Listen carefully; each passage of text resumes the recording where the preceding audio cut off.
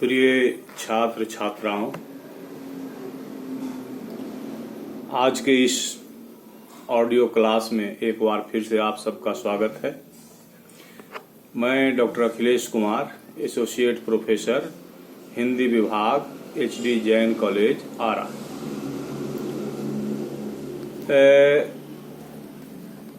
स्नातकोत्तर सेमेस्टर 1 के दूसरे पेपर में साहित्य इतिहास दर्शन आदि का अध्ययन करना है। इस संबंध में हम लोग कुछ अध्ययन कर चुके हैं, जिसमें इतिहास दर्शन के संबंध में जानकारी दी गई है। साहित्य क्या है यह बताया गया है और इतिहास और साहित्य इतिहास के बीच के अंतर को भी स्पष्ट करने का प्रयास किया गया है। आज का हमारा विषय है साहित्य इतिहास क्या है। हम किसे कहेंगे साहित्य का इतिहास? इतिहास जान लिया, साहित्य भी जान लिया। अब इतिहास और साहित्य इतिहास के बीच अंतर भी हमने बतलाया संक्षेप में, लेकिन मूलतः साहित्य इतिहास क्या है इसको समझने की जरूरत है। इतिहास की जानकारी के क्रम में हम लोगों ने यह समझा कि इतिहास का कार्य क्रम में घटित घटनाओं का तिथियों सहित विवरण प्रस्तुत करना होता है, लेकिन उसमें भी इतिहासकार की अपनी दृष्टि होती है। साहित्य का इतिहास भी केवल घटनाओं और तिथियों की सूची मात्र नहीं है। साहित्य इतिहास में विवरण और सारांश मात्र नहीं होते। हम कुछ विद्वानों की परिभाषाओं को आपके सामने रख रहे हैं। जैसे डॉक्टर लक्ष्मी सागर बार्ष्णेय की जो मान्यता है साहित्य इतिहास विषयक, वह हिंदी साहित्य की सूक्ष्मता को भी दर्शाती है। वे कहते हैं, यहां केवल इतना ही कह देना चाहता हूं कि स्थूल से सूक्ष्म की ओर बढ़ते हुए मानव की खोज ही साहित्य इतिहास है।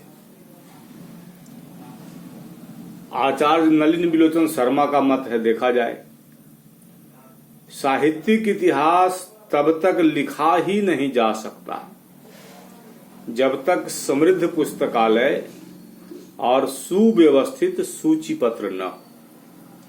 किंतु यदि साहित्यिक इतिहासकार चाहता है कि स्वयं उसकी कृति तिथि मूलक सूची पत्र से कुछ अधिक और भिन्न हो, तो उसे कार्य कारण संबंध और सातत्य का ज्ञान, सांस्कृतिक परिवेश का कुछ बोध और उस व्यवस्था में यत किंचित प्रवेश होना चाहिए जिसमें अंशीभूत कलाएं अंशीभूत सभ्यता से संबद्ध रहती हैं। उसके साधन में स्थिति स्थापकता आवश्यक है। शर्मा जी आगे भी कहते हैं, वे कहते हैं कि साहित्यिक इतिहासकार के पास पर्याप्त रूप से समृद्ध आन्वीक्षिकी होनी चाहिए, तभी वह इन विभिन्न कारणभूत तत्वों, विचारणीय प्रत्येक प्रवृत्ति और लेखक के प्रसंग में उपयोग कर सकता है और कभी एक प्रकार के कारण और कभी दूसरे पर बल दे सकता है, पर यह भूले बिना कि सरलतम सांस्कृतिक तथ्यों में भी कारणत्व की जटिलता वर्तमान रहती है। यदि साहित्यिक इतिहासकार कल्पना के उस जीवन की अद्यता और विविधता के प्रति अन्याय करने से बचना चाहता है, जिससे साहित्य का उद्भव होता है, तो उदाहरण के लिए निर्देश किया जा सकता है।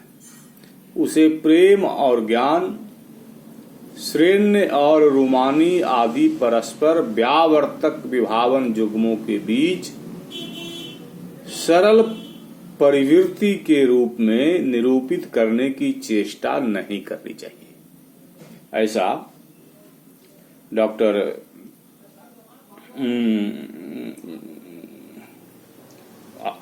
आचार्य नलिनी विलोचन शर्मा की मान्यता है, कहना है, वे ऐसा मानते हैं। पाश्चात्य विद्वानों की भी दृष्टि रही है साहित्य इतिहास के संबंध में। रेने ब्लेक, डॉक्टर आचार्य नलिनी विलोचन शर्मा एवं डॉक्टर लक्ष्मी सागर बार्ष्णेय ने अपनी अपनी पुस्तकों में इन दृष्टिकोणों को उद्धृत किया है। अब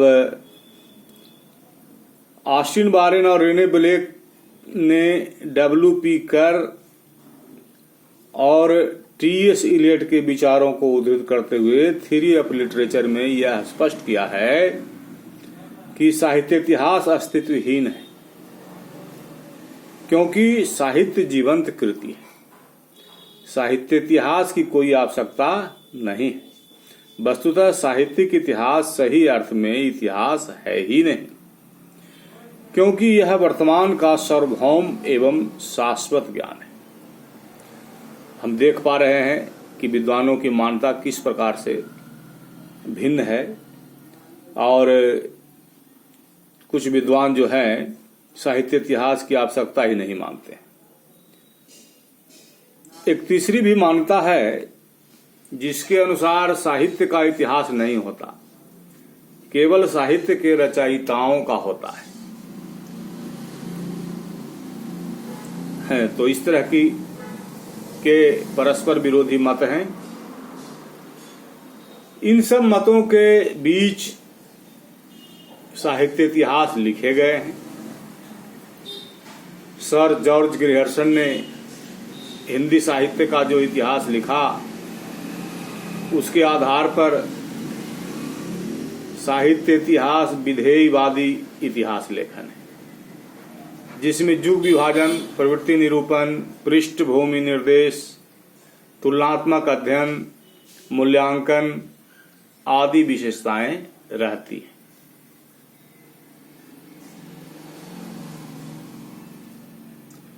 अब साहित्य के इतिहास में साहित्य का विकास किसी मूल्य या आदर्श से भी जोड़ा जाता है।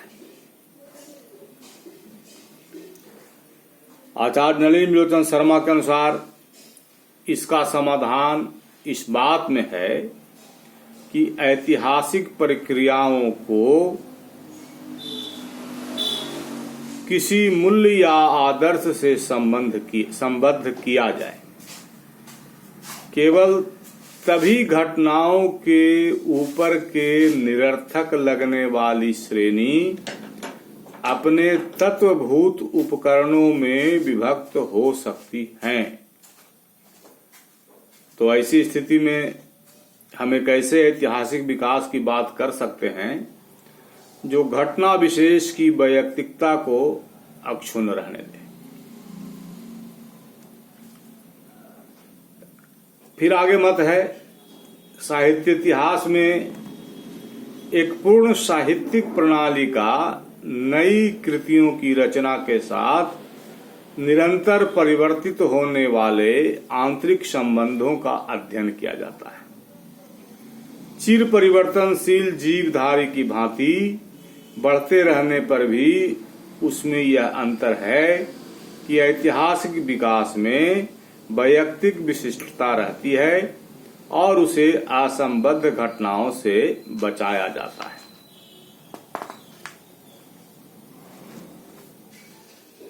अब तेन एक प्रसिद्ध फ्रेंच विचारक हैं। इन्होंने जाति, वातावरण और क्षण विशेष पर बल देते हुए जातीय परंपराओं, राष्ट्रीय एवं सामाजिक वातावरण तथा सामयिक परिस्थितियों का अध्ययन साहित्य इतिहास लेखन में आवश्यक समझा है।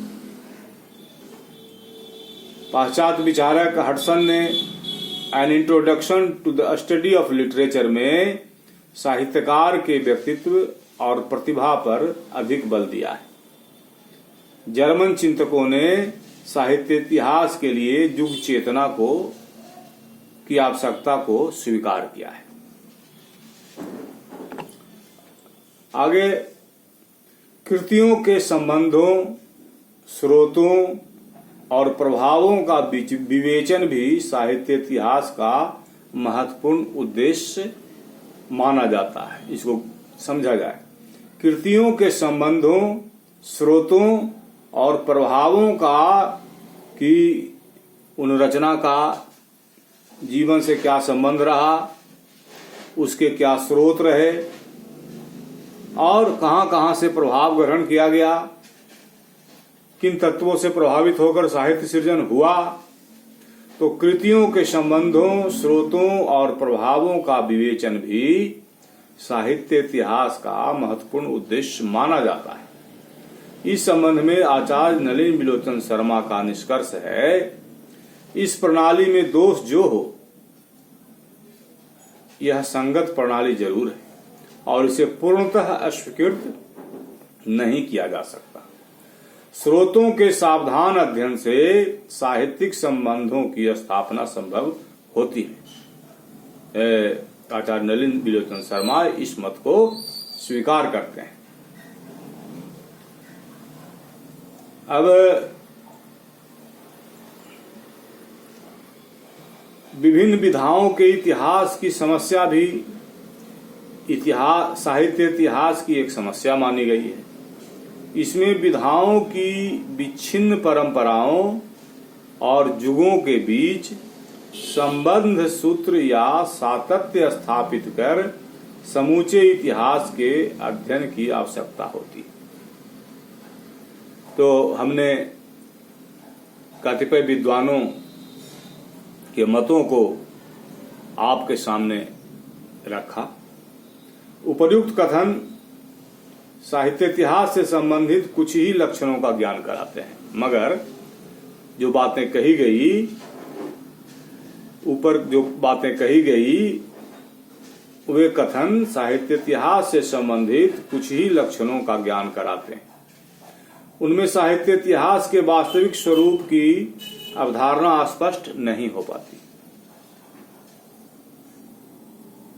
डॉक्टर लक्ष्मी सागर वार्ष्णेय इस संबंध में कहते हैं, साहित्य इतिहास न केवल साहित्य का पुरावृत्त अथवा उसके अतीत का इतिवृत्तात्मक विश्लेषण है, न केवल स्रोतों की खोज है, न केवल भाषा वैज्ञानिक अध्ययन, न केवल कला के विकास का अध्ययन है, न केवल पाठालोचन है, न केवल विधाओं और आंदोलनों का विकास क्रम या धारा निरूपण है, और न केवल आलोचना है। कक्षा में पढ़ाया जाने वाला इतिहास भी साहित्य इतिहास नहीं है।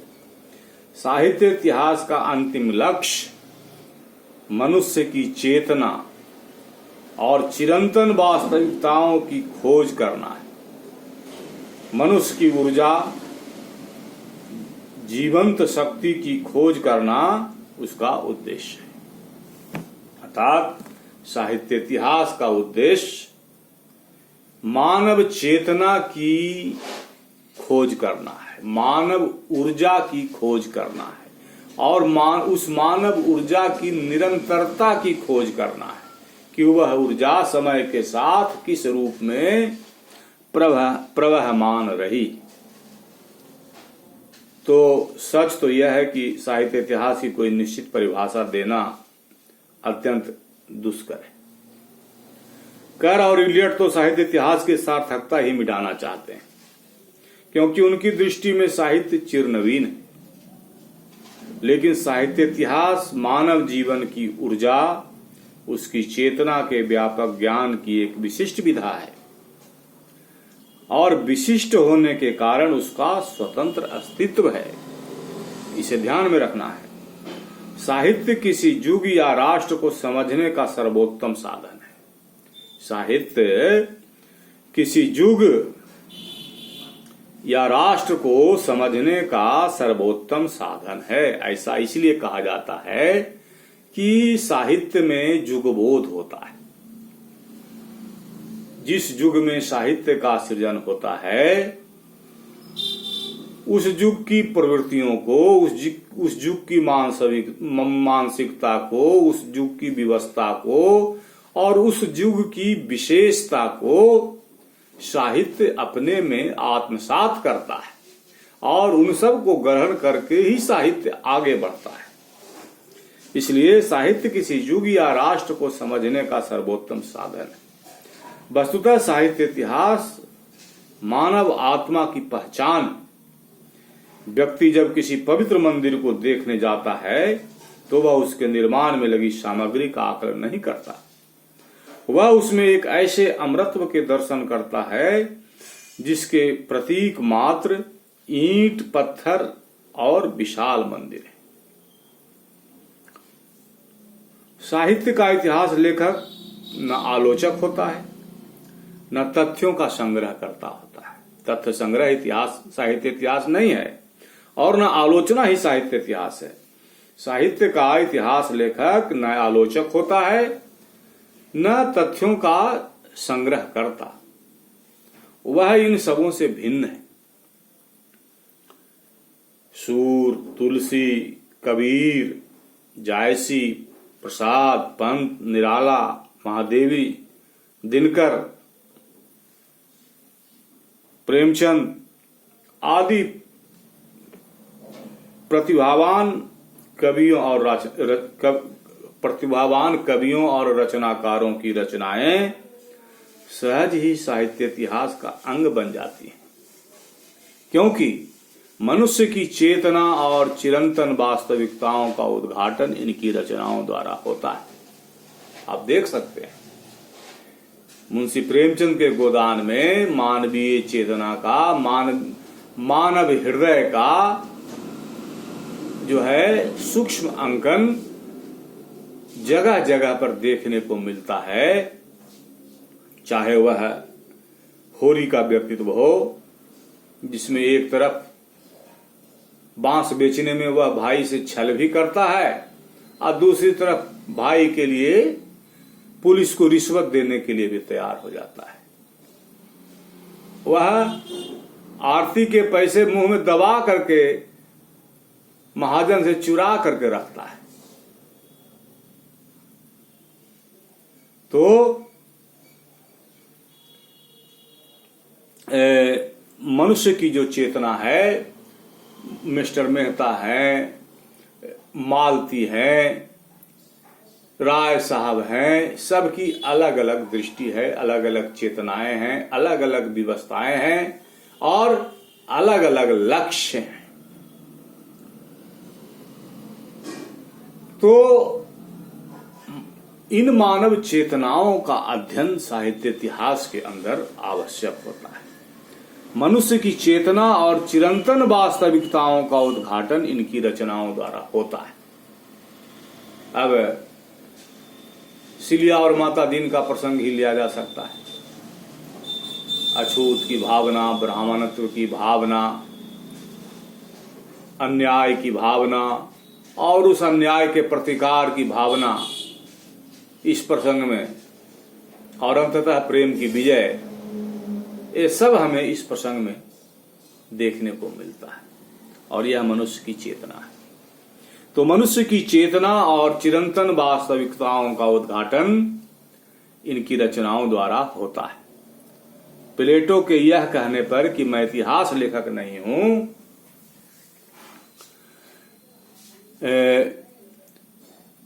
डायोजिनिस की प्रतिक्रिया को देखा जा सकता है। Every great writer is a writer of history. Let him treat on almost what subject he may, he carries with him for thousands of years A portion of his times, A portion of his times.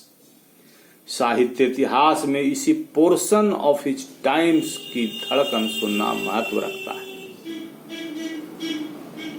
Doctor बार्शनेय के मत से, जो कि तथ्यों और जीवनियों का अध्ययन करते हुए, मूल स्रोतों को खोजते हुए, कृतियों का अध्ययन करते हुए, वह उसमें मानवानुभूति का सातत्य देखने की चेष्टा करता है।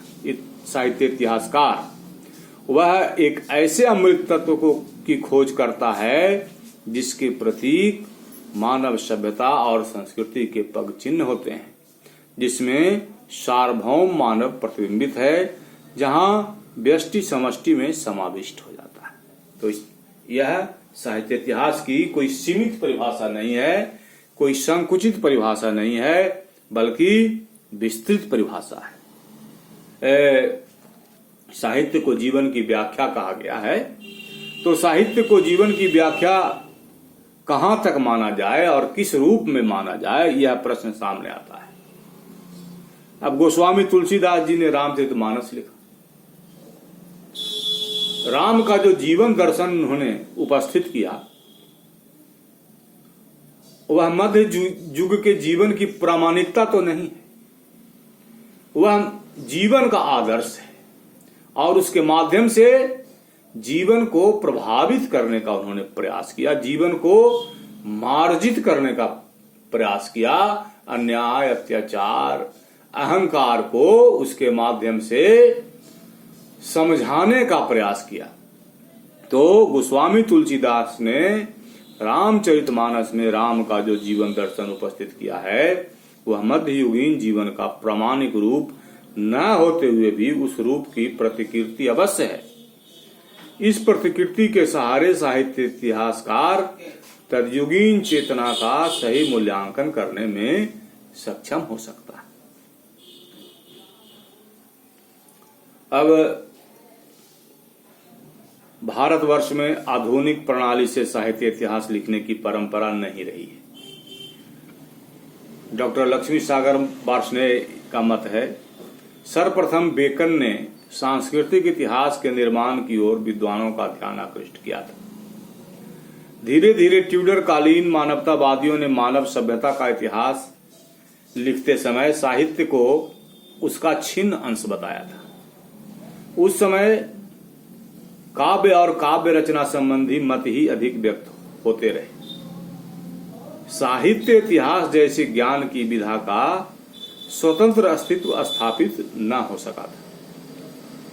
साहित्य इतिहास के बिना संसार का इतिहास नेत्रहीन मूर्ति की भांति, पुराकालीन वस्तुओं का संग्रह, उन वस्तुओं का ऐतिहासिक विकास, तत्संबंधी सभ्यता और संस्कृति का उद्भव, विकास और ह्रास, उस समय के लोगों की चारित्रिक, नैतिक एवं आध्यात्मिक विशेषताएं, उस समय रचित ग्रंथों का अध्ययन आदि, इन सब बातों से इस संबंध में प्रचुर सहायता प्राप्त होती है। यह कहना है डॉक्टर लक्ष्मी सागर बार्शनेय का। तो विद्वानों के इन मतों का अगर सर्वेक्षण किया जाए और कुछ निचोड़ निकालने की कोशिश की जाए तो यहां 3 बातें ध्यातव्य हैं। पहली बात कि पुराकालीन खोज का किस निश्चित दिशा में विकास हुआ है और उसमें उस समय की चित्त वृत्ति पर कहां तक प्रभाव पड़ा है। अर्थात पुराकालीन खोज जो किए गए हैं उसका किस दिशा में विकास हुआ है और उसका चित्त वृत्ति के साथ, मानव की चित्त वृत्ति के साथ किस हद तक जुड़ाव रहा है। क्योंकि साहित्य इतिहास में चित्त वृत्तियों की परंपरा को देखना अति आवश्यक होता है।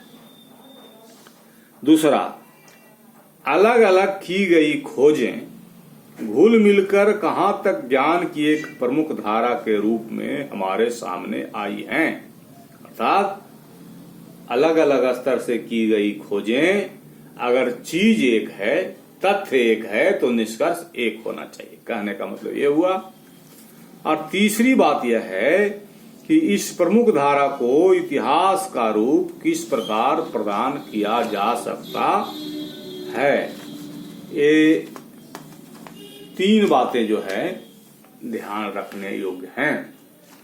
इन पर गौर, ये तीनों गौर करने योग्य हैं। अब हिंदी साहित्य का इतिहास लिखते समय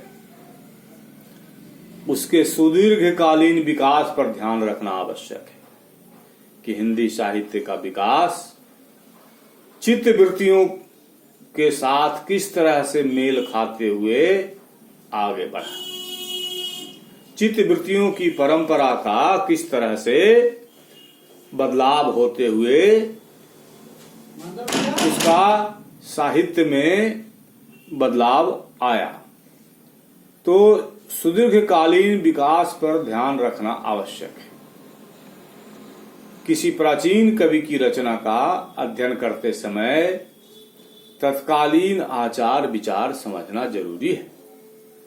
हमें अपने को उस काल की जीवन परिस्थितियों में रखना होगा। अर्थात साहित्य इतिहासकार को तदयुगीन जीवन परिस्थितियों के अनुरूप मानसिकता बनाकर उसकी खोज करनी होगी।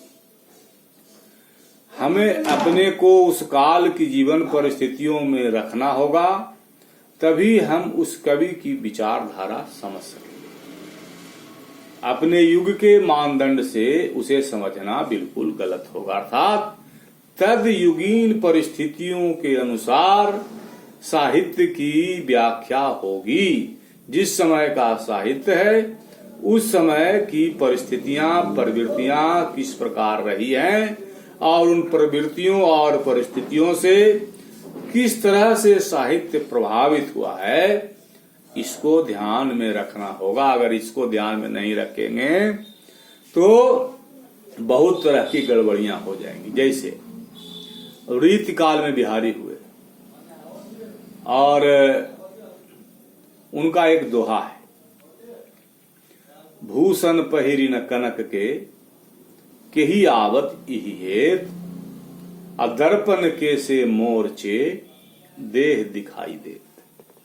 यहाँ दर्पण के से मोर्चे देह दिखाई देत कहा गया है। जैसे दर्पण में मोर्चा लग जाता है, जंग लग जाता है, दर्पण में जंग लगने की बात कही गई है। तो बिहारी के समय में, रीति युग में आज की तरह तकनीक का विकास नहीं हुआ था, कल कारखाने उस तरह से स्थापित नहीं थे, सुविधा के साधन उतने नहीं थे, सड़कें उस तरह की नहीं थी, संचार व्यवस्था की आज से तुलना नहीं की जा सकती रीतिकाल की। उस समय के दर्पण लोहे के हुआ करते थे, इसलिए दर्पण में मोर्चे लगने की बात कही गई है। लोहा में मोर्चा लगता है, लोहा में लोहा नमी खाकर उसमें जंग लगता है, जंग लगती है। तो मोर्चे से जंग लगने की बात कहने का मतलब ये हुआ कि बिहारी लाल के समय में दर्पण जो होते थे वे लोहे के होते थे, जिसके कारण नमी पाकर उस दर्पण में मोर्चे लगा करते थे, जंग लग जाया करती थी। तो भूषण पहिरी न कनक के ही आवत ही हेत, नायिका जो है बिना स्वर्णाभूषण के जो है आ रही है, उसको आते देख करके ऐसा लगता है मानो उसकी देह में, उसकी काया में मोर्चे लग गए हों। अर्थात वह नायिका बिना आभूषण के उसका सौंदर्य खिल ही नहीं रहा है।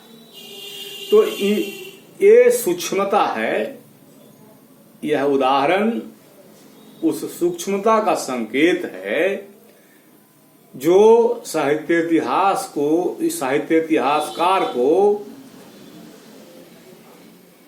यह देखने के लिए कहता है कि तत्कालीन परिस्थितियां किस प्रकार रही थीं। इसी तरह से सिर्फ कह देने से कि दर्पण के में मोर्चे कैसे लगेंगे व्यवहारिक नहीं होगा। उस काल की उस प्रकार की परिस्थितियां थी, लोहे के दर्पण होते थे, इसलिए उसमें जंग लगा करते थे।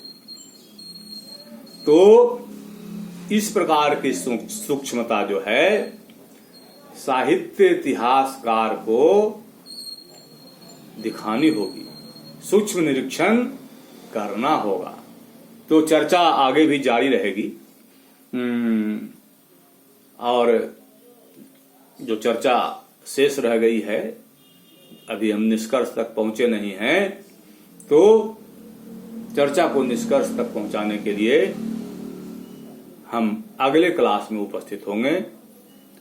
आज के लिए हम समझते हैं कि यह पर्याप्त था, तो आज का वर्ग यहीं पर स्थगित माना जाए और तब तक के लिए धन्यवाद।